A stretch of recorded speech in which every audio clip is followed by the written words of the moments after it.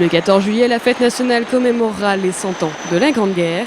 Les aéronefs de 3 armées se préparent au ballet aérien qui se tiendra au-dessus des Champs-Élysées avec cette année une émotion toute particulière de la part de certains pilotes. Il y a 5 avions, 5 Mirage F1 qui vont défiler sur les champs pour leur dernier vol dans l'armée de l'air. Donc c'est vraiment symbolique. Ce dernier vol sur les champs, on l'a voulu, c'est vraiment symbolique. Et puis il y a plein d'anciens qui nous regardent. Donc ça forcément, ça crée un sentiment de fierté et d'émotion. Pour saluer une dernière fois le Mirage F1 ainsi que l'escadron de reconnaissance 233 Savoie, les 5 derniers appareils à jouxter les nuages ouvriront le défilé juste derrière la patrouille de France.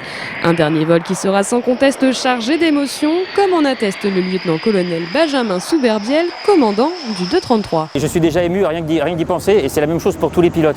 Vous savez, cette semaine par exemple, alors le dernier vol sera le 14, mais il commence à avoir des pilotes à l'escadron qui font leur dernier vol. À chaque fois qu'ils descendent de l'avion, ils pleurent, donc je pense que ça sera la même chose. Et le 14 l'après-midi, quand je vais me poser ici et sur cette base, je pense que je verserai aussi ma larme, hein, parce qu'on crée un lien vraiment particulier avec nos machines. Hein. C'est pas comme une voiture. Les pilotes, on crée vraiment un lien humain avec la machine. C'est bizarre, mais c'est comme ça. Après 40 ans de service, le monoréacteur de combat cède sa place à son successeur, le Rafale.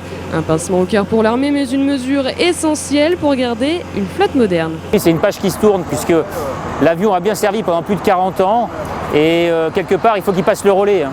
Avec le Rafale, il y a des avions plus modernes dans l'armée de l'air.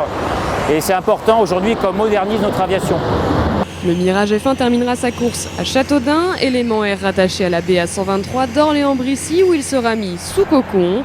Car même s'il doit laisser sa place, il n'en reste pas moins toujours opérationnel. Une page se tourne, une autre prend son envol.